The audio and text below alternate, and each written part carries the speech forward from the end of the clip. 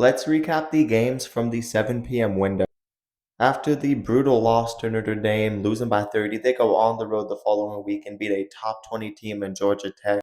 While Georgia was 9-1 ranked inside of the top 20, this team is really not that great.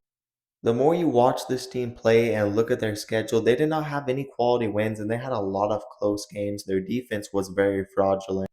Pitt doesn't have a great defense either, but they're better in the front, and that's what helped them to win this game. And they had a pick six, which sealed the game. They win this game 42-28. Jay Turner goes for over 200 rushing yards. I had Illinois on upset alert because playing at Wisconsin at night is no joke, definitely with the way the Wisconsin defense has been playing.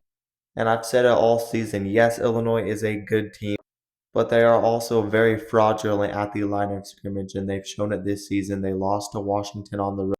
When they play teams that can ground the rock and stop the run, they struggle.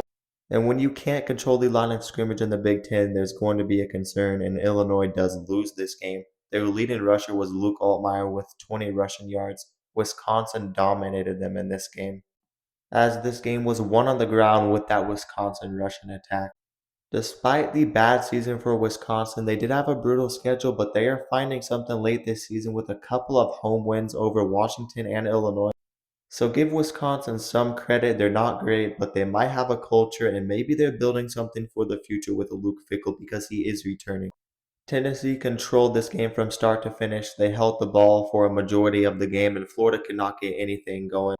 It doesn't help when their top receivers are out. They had the good game against Ole Miss, but they have not been able to find much this season, and they get shut out by Tennessee 31-11.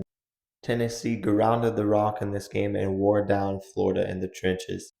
California is such a weird team. There's a week where they can beat Louisville in a shootout, but when they have to play good defensive teams that can get after the quarterback, they never stand a chance.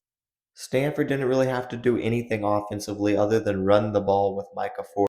Cal's offensive line is one of the worst in the country. They had to pass the ball 49 times. They were sacked 5 times. They couldn't run the ball, and there's just too much pressure on the hands of Jaren Sagapolatelli. Cal's an up and down team, but their low is very low, and their highs can be good, but they're just not that consistent. So we saw them get exposed on the road at Stanford. LSU was already bad offensively this season, but they lost some key pieces, and they can only score 13 points against Western Kentucky. I don't know how they stand a chance against Oklahoma next week. We also see BYU get one step closer to the Big 12 title, playing their brand of football, running the ball, and stopping the run. And we are also seeing Arizona State put a beating on Colorado with over 200 rushing yards.